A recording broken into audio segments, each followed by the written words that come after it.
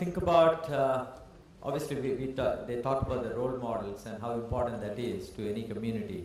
And if I think about role models who've been not only the best of the Indian Americans as entrepreneurs, but also as philanthropists, I mean, these three have to rank right up there amongst the top 5 or few in this community. So I really think we had a fantastic, it's wonderful that we're able to get the 3 of them to participate in this panel today. So on to the next topic, we have a keynote. Vineet Rai, who's got a very interesting background. I just came to know him over the last week or so, although I'd heard of his organization Avishkar, that many of you may have heard about in the past. So Vineet is the founder and managing director of Avishkar, and also the co-founder and chairman of IntelliCap group of companies. And one of the interesting things about Vineet's background, he actually lived in a jungle and then went on to build, I guess now a $200 million fund, and pretty soon it's going to be $500 million fund. So, so that's, to me, is a pretty colorful past there, and I'm sure he'll have some interesting tidbits to share from a background like that. Vineet also chairs the board of Willgrow, an incubating and funding platform, and IntelliGrow, which is the IntelliCap subsidiary, which provides venture debt services to impact enterprises. And Avishkar was founded in 2001, and it's with about $200 million, which I talked about, and currently working to expand that to about $500 million. And Avishkar prides the way it looks at its impact by focusing on input rather than the outcomes. Interesting perspective, yeah. It takes significant risks and plays a very involved role in building business, and more importantly has provided strong leadership in building the support ecosystem for impact enterprises to flourish. And it's the first institutional investor in 90% of its enterprises, with 90% of the companies operating in rural and semi-urban India, which is really, I mean, there are 2 Indias as most of us are familiar with. It's sort of the upscale India that we all see in some of the metros, and the rural India. So it's, I think it's wonderful that most of the work is being done in the rural India. And let me just see. Yeah, Vineet has received numerous awards, including the SME Finance Award for G20 and the World Business Award. And he's also received the Ashoka Fellowship, which is a very highly respected honor indeed. And he's also received the honorary membership of XLRI Alumni Association. So please join me in welcoming Vineet Rai. Okay, so if some of you would have seen an Economist article, not an article, it was the front page of Economist, which had a big, huge Indian elephant, and it said India's time to fly. And it had 2 large engines on the side of the elephant to make it fly as well. I was not as imaginative as Economist, so I managed to have a dancing elephant to present my point of view. Well, I think the reason Indian elephant has not been able to fly is there is a significant amount of very rich people in India on the basis or their ability to participate. A lot of money has gone in, and then realized that the number of those very rich people actually did not deliver the kind of result that money expected. But the other part of the drag that was there was this huge amount of Indians who basically do not so-called contribute to that economy. So they are not able to actually really build the kind of value that would allow things to move. And I'm actually here to tell you that economy is changing. So you must have heard of C.K. Prahlad's fortune at the bottom of the pyramid. Unfortunately, while we kept searching for that fortune, we realized that the fortune is only going to emerge when these poor people actually started moving up. And in the last 10 years, a significant amount of that change happened. A lot of these poor people actually started becoming less poor. They started becoming aspirational, and they were not looking for doors, but were looking for opportunities to go up. So you heard Kanwal Rekhi talk about not liking social entrepreneurship. I actually am one of those who don't like social entrepreneurship as well. I believe every entrepreneurship that can create value has a significant opportunity to make a difference. So this story about the elephant and the ability of this economy to contribute, I would actually try to tell you from my own perspective. I'm a classical middle class guy, I came from a middle class family. Nobody in my family actually ever did business, so I never thought of doing business. I was not as bright as most of the entrepreneurs here are. So I never went to IIT, never went to IIM. I basically went to a forestry management institute and landed up in a forest, spent 3 years there, and then discovered an India that I had not seen. So I lived in a small town. You can see a little bit of begging on the side, etc., and you know that a lot of these beggars are actually professional beggars. So it doesn't touch you that much if you know that reality. But when I was living in the forest, I came across an India that I had not seen, witnessed, even though I was born, brought up, and lived there. And this was the India which comprises of people who didn't beg, but could starve and die. And that was the reality that I had not witnessed. And this was taking place, I was working in Orissa, in a very remote part of Orissa. And I realized the challenge is not really that the government doesn't want to actually save these people. The problem was the two important ingredients that bring about a change: capital and talent. Both these things only go or congregate where you have infrastructure, where you have ability to make a difference. And therefore, the capital goes to the Mumbais, the Delhis, and the Bangalores, and Hyderabad, and Chennai. The Orissas and the remote part of Orissa is left out. So with this bright idea, and I was 21 at that point of time, 3.5 years later, 24, I started realizing, I got married, my wife discovered forest is not a great place to live. She gave me a 3 months ultimatum, can we actually find a different job? Anybody who has lived 3.5 years in a forest would find it difficult to get a job in any case.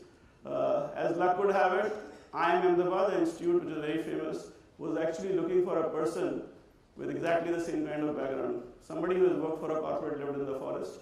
So I came there to IIM Ahmedabad, discovered a significant amount of rich people, saw a completely different world, because Ahmedabad is very different. And in that milieu, I realized I'm not really cut out for the research work that I was doing. So I left, got lucky, and got a job in the probably India's first incubator set up by government of Gujarat in Ahmedabad. My job was to work with innovations of the farmers and convert them into businesses.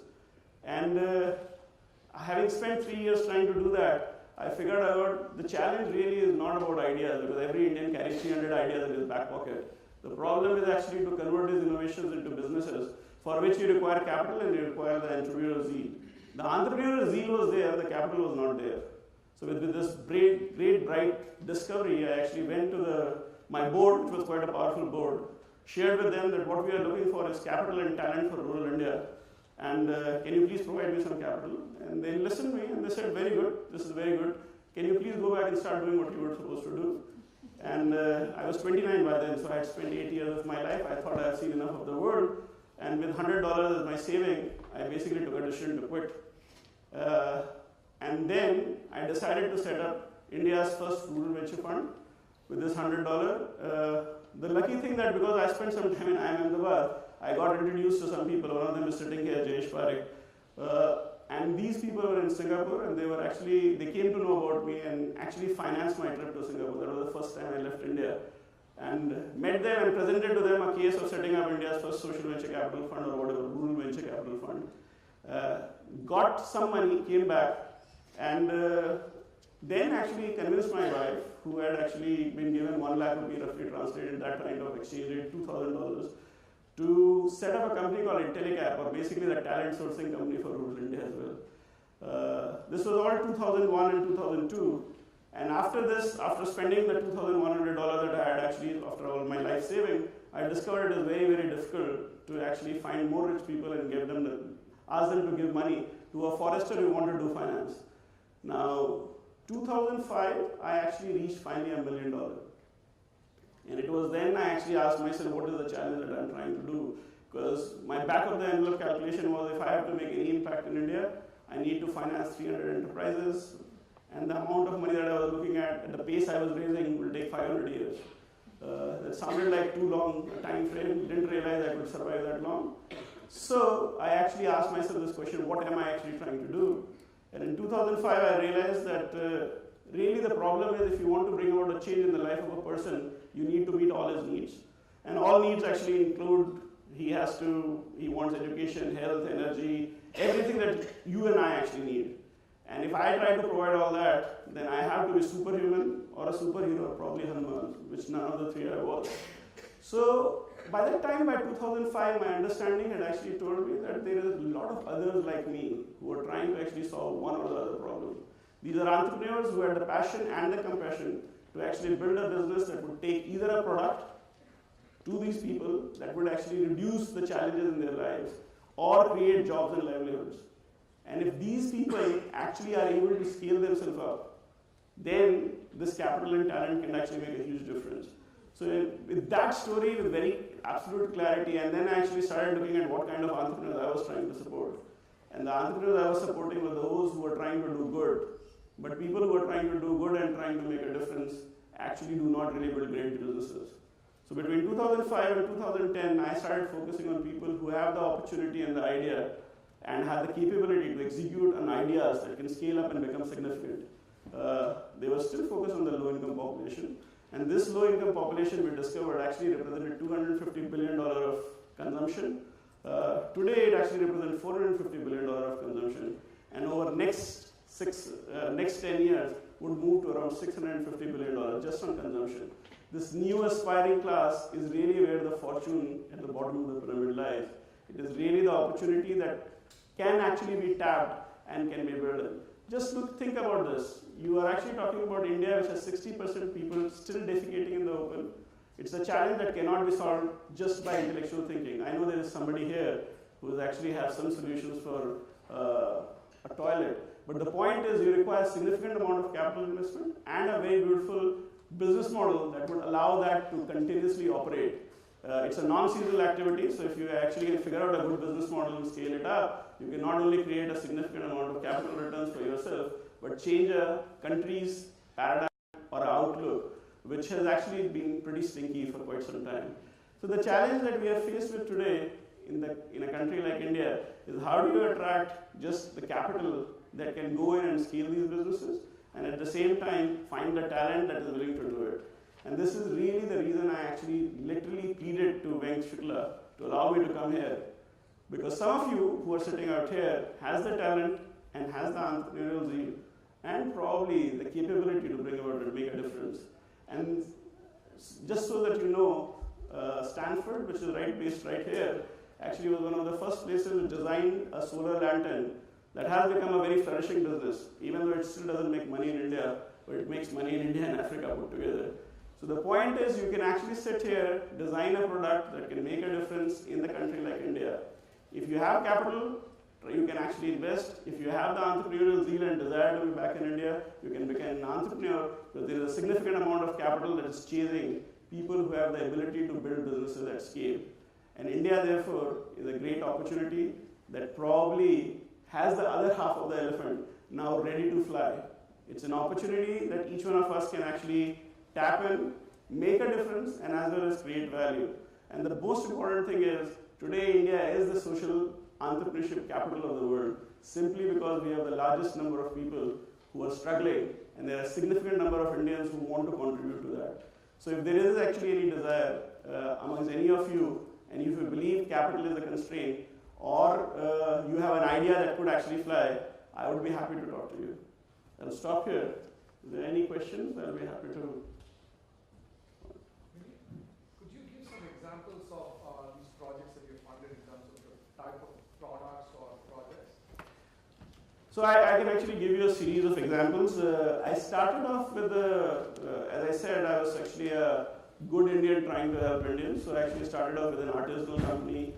We basically funded the entire back end of Fab India. And some of you would know Fab India. Fab India basically sources garments from the remotest part of India, puts them into reasonably good looking showrooms where some of us go and shop. The margins that you create are significant while you do that. And I think the challenge that we saw, which William Bissell, the founder of Fab India, saw, was he was doing it in partnership with NGOs, and there was a huge problem in terms of consistency. So what they wanted to do was convert this into something that would create significant jobs. The challenge of working capital could be managed, and there could be some value creation happen. So we invested in 6 such companies which were basically owned by 8,000 women, and these 8,000 women are not only the owners but also the producers, which essentially meant that you were not only creating jobs for people, but you were trying to create wealth as well. So this is just an example, but this was what I did earlier.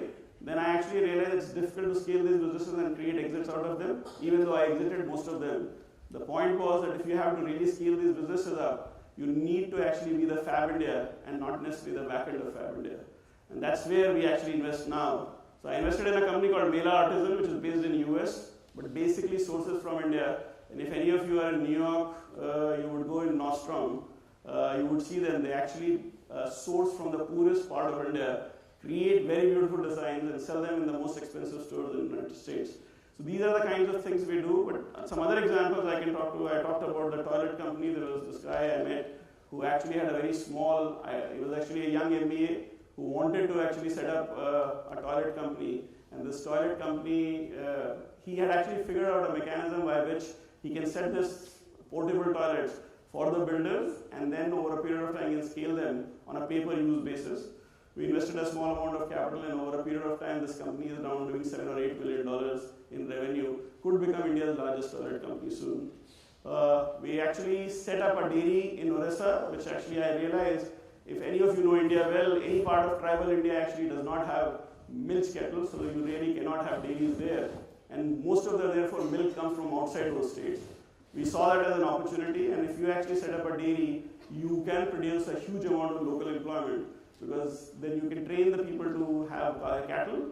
You bring in microfinance institution who will finance the cattle, and therefore you can create, and then you have a captive environment in terms of the local cities having to use your milk. So, and you can actually look at everything from microfinance to technology to artisanal activities to energy. Any amount of opportunities exist in trying to set up these companies. So these are some examples. Can you talk about the expectations of your limited partners, so particularly what kind of returns they expect, and your views of the concept of double bottom line impact? Yeah, so I don't have any views on double bottom line. I think there's only one bottom line, because all those people who actually talk about impact, when you start doing documentation, only talk about returns. So anyway, venture capital is a very interesting business. You actually take the money now and return it much later. And I realized most of the private equity guys in any case were impact investors, because they were returning much below the threshold irrespective. So what I realized was investors do not like asking you to want to compromise on returns. So they would actually ask for a very high return irrespective. And going and haggling and discussing about returns is of absolutely no consequence. What I am actually interested in is taking the capital and finding good entrepreneurs and building scalable companies. If I am able to do that and do it diligently and honestly, the returns will take care of itself. If I'm not going to do that, I'm not going to generate return and I'm not going to generate impact. So we sign very long agreements both on the financial side and on the impact side. And if you actually look at them and if I try to execute on them or start thinking about them, I'll never be able to sign those agreements. So what I do is I don't think about signing those agreements. I actually sign those agreements, take the capital, and do what we think is the right thing to do. Looks like over a period of time that we have been able to generate returns as well as impact. And that's basically the success story. So we have not really fretted too much about what the investors are asking.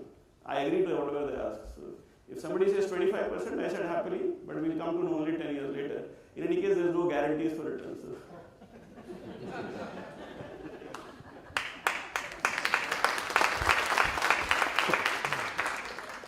So I'll just tell you the specifics of the dairy project.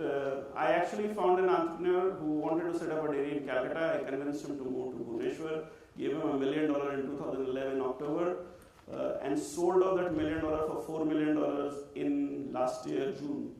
So you can do it with 39% IRR actually. And reinvested along with Fidelity, which was actually the follow-on investor, with my new fund. And right now we own 39% in that fund. The company is actually doing roughly around $28 million revenue this year, and will probably grow 100% next year. And hopefully it either will get acquired or will actually continue to grow. They're trying to build a brand for themselves called Milky Moo. If you go on the net, you can actually find it as well. So it took 3.5, 4 years in this space. If you actually have a good opportunity, as I told you, the market was burgeoning. We really had almost literally no competition in Odisha. So the value creation comes from there. And can you scale up to all over India? Well, India is a very large market. We are still talking about 100,000 liters. You need to reach a couple of million liters to actually be significant even in eastern India. So we have a long distance to go to be of any size or significance. You plan to do it? Or? Well, I actually don't intend to, but the entrepreneur does intend to. So my job is to go in and come out.